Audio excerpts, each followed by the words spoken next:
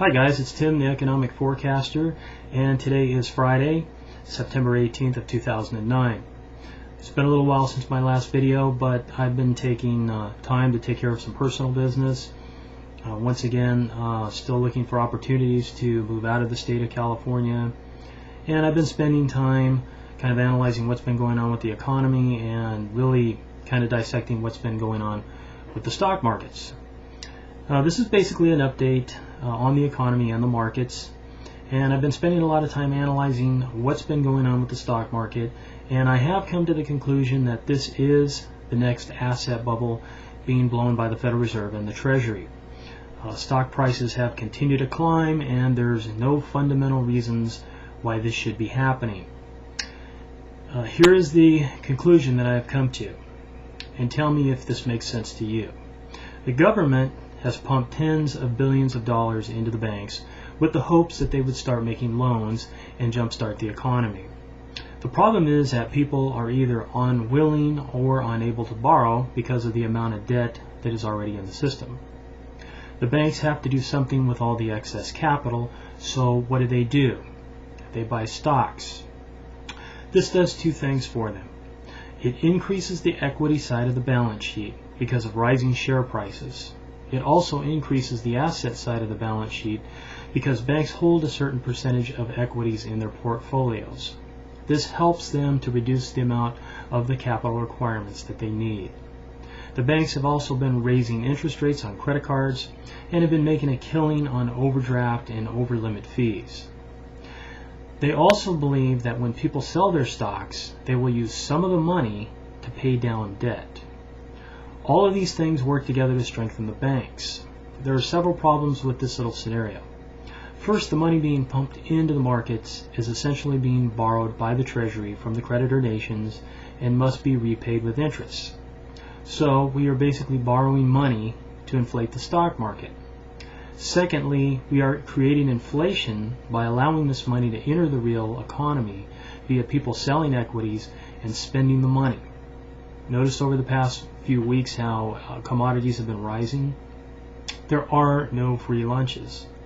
These games that are being played by the Treasury and the Federal Reserve are very dangerous to the stability of our economic and political system.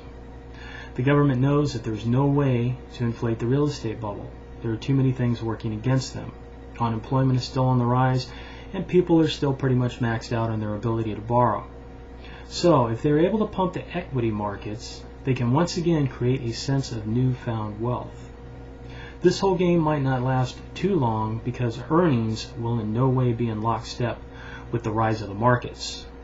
Another outcome could be for our creditor nations to take advantage of the rise in U.S. equity prices and sell off some of their holdings. Since the market was pumped on borrowed money, we would essentially be getting screwed twice.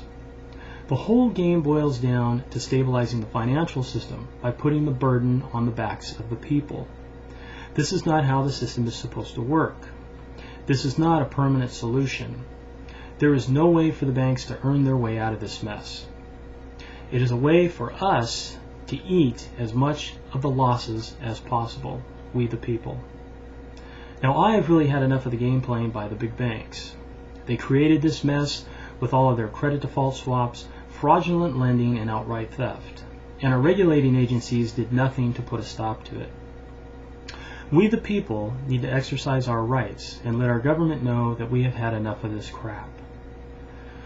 Our representatives need to be held accountable to the people and uphold their oath of office. Make it a priority to find out who your congressman is and write, email, or call them and let them know that you will be watching to see if they sponsor or vote for legislation that brings real change and reform to the financial system. And if they don't, that you will vote for someone who will.